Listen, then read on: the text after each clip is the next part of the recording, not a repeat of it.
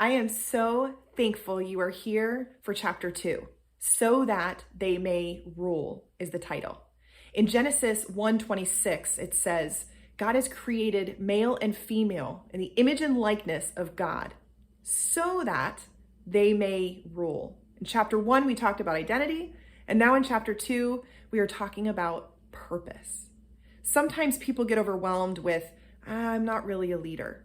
But here's the truth. Leadership is just influence.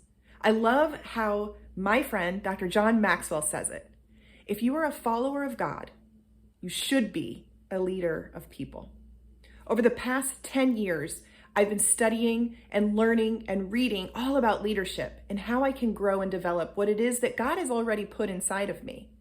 And what I wanted to do was give you 2 tools to take home and to implement in your daily life to grow your influence and leadership.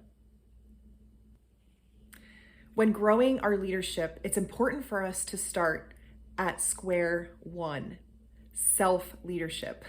I've heard it said that the hardest person to lead is yourself, and I can attest to that. Leading myself can be so frustrating at times, but I can tell you, I've spent the better half of 10 years reading all the self-help junk books. You know, I can't help it. I love nonfiction. I know you're probably like, what's wrong with her? But they just speak to me. I like them. But I've spent that time developing and growing in my leadership because I know what God has put in me needs to be stewarded well. And He has also called you to do the same. Now, of course, it may look different. You don't have to read all the self-help books and do all the, personality tests and all that stuff. I've done my share. But the reason I've done those things is actually what I want to talk about right now. Self-awareness. Your self-leadership starts with self-awareness. If you're not aware of your blind spots or things that you need to work on, you're not able to surrender those to God. We all know that God is the one that does the work. You can give it a good shot, but at the end of the day, you're probably not going to stick it out. Like that saying says, the hardest person to lead is you. But when you're able to be self-aware and see those blind spots and see those areas, having that self-awareness, you're able to surrender those things to God and invite Him into those areas that you struggle in. Another thing is self-awareness helps you to look back on shame and pain and allow God to rewrite your story. I want to share a story with you. When my Tara Lily was in 1st grade, we had her tested. She was diagnosed with ADHD, among other processing issues. So I get this book, a self-help book. Yes, I know. I can't help it. I love them. And I start reading because I want to help my daughter. I read this book called Understanding Girls with ADHD.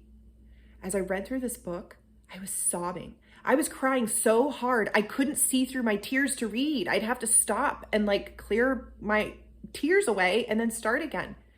What God was showing me in this was it was me.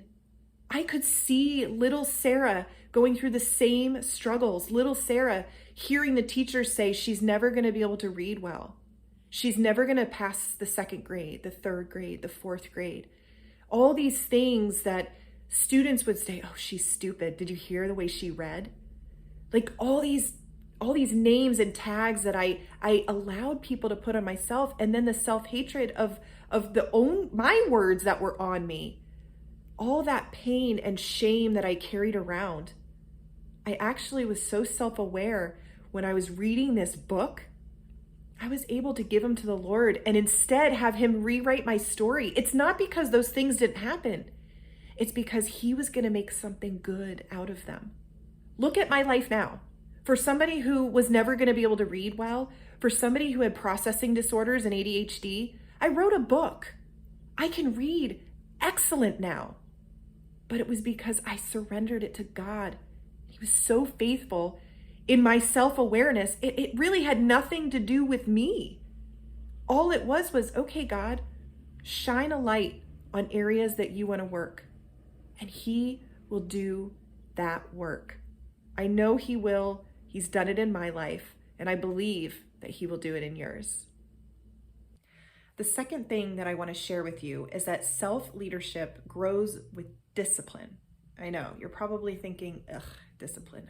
Even the sound of the word is horrible. Well, I can tell you I felt exactly the same way until I had a change of mind. Discipline is more of a comfort for me. Knowing that I have ADHD and I can get so easily distracted, I found myself actually clinging to being disciplined because I found that my life was more organized and I could handle the things that were in my book. Everything was written down and I felt more scheduled, and it brought me more peace. So discipline became something that I loved. And really, it was just the change of my mind. I've read these studies and I've actually tried it. To begin a new habit, how many days will it take? And I've heard 20 days I've tried it. I've heard 90 days I've tried it. But it's not a matter of your will. Like, I'm going to will this to be done. You don't will yourself to do something you really don't want to do, right? Because eventually you just quit. But the most recent statistic says it can take anywhere from 18 to 254 days to start a new habit. That is so discouraging because I think I'm more on the 200 plus day to start a new habit. But what if I told you that it wasn't a matter of your will or forcing yourself to do something you really don't even want to do to make a new habit? What if I told you that it was just a matter of you changing your mind towards that thing that you want to accomplish? I can tell you for myself, working out has never been one of those things that I really enjoy. It was kind of like, I have to do it.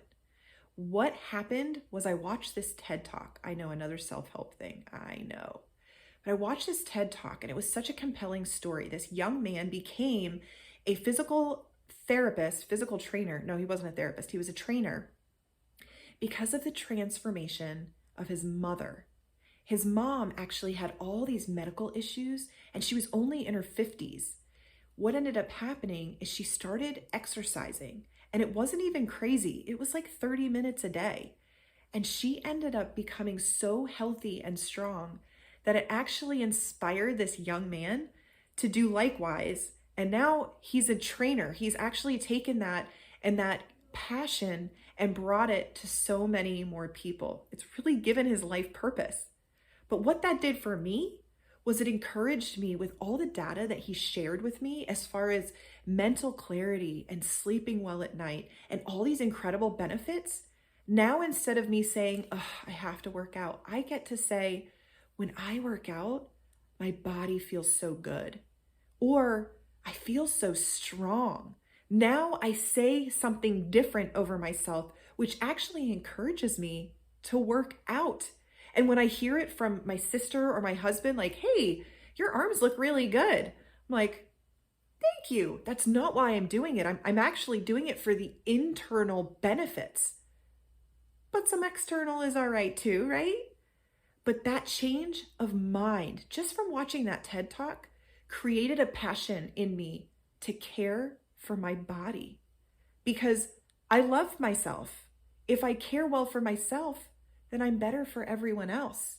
And my life's gift is to care well for my family and my friends and love them well. And if I'm falling apart, I'm not going to be able to do that. Now that we've talked about how discipline grows with the right thoughts, I want to talk about how discipline is a process and that we really need to be kind to ourselves. At the beginning of every year, a lot of us create goals. We get our fresh new 2023 calendar and we write all these amazing goals down that we would like to reach. When in reality, within 3 months, we've forgotten what we even wrote down. This is what I want to encourage you with.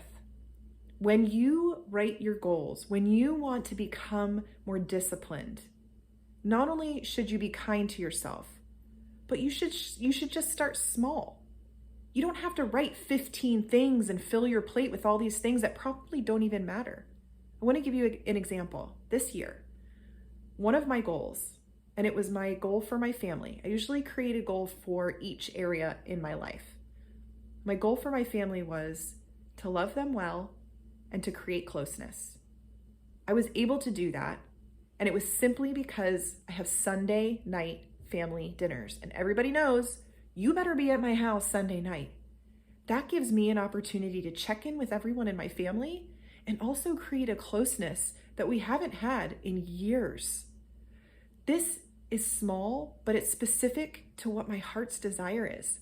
Sometimes I think we add goals that aren't even something that's deep in our heart. It's something that maybe somebody else put on their goal list and you were like, oh, that's a good goal. Let me put that on there. Do you really even want to do that? I know I've done the same thing. That's the only reason I bring this up. There is no shame in this. But let me tell you, when you start small, it's so much better and you'll be able to achieve more. I also know if you're specific with whatever it is that you want to accomplish, you'll see it be more measurable. And then you can see from point A to point B, the growth. So for me, knowing that I started this in December, it was a little bit sooner than January, but I started this family dinner earlier in the year. And I can tell you, everyone in my family knows they better be at mom's house. It is important to her, so it is important to them. So just know, you need to be kind to yourself. Don't be unrealistic and pile all kinds of stuff on. Start small, be specific. I know that with your leadership, your personal self-leadership, allowing yourself to be self-aware and then growing in discipline, you will grow exponentially in your leadership. And I know that your influence will be felt by everyone around you. I hope you enjoyed today, and I can't wait to see you next week.